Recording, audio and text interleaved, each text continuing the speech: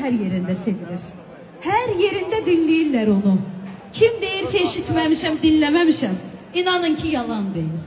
Öz güzelliği, zərifliyi, inceliği, sesi, avazı da ki maşallah özüne yaraşan. İnce hem de bal, üreye yatan. O sarı sim var ha, onu o tərpədir. İndi özünüzdə adı eşidəndə mütləq ürəyinizdən xəbər verəcək. Mənim gözəlim, əzizim, dəvətimlə buyurub bugün mənim yanımda.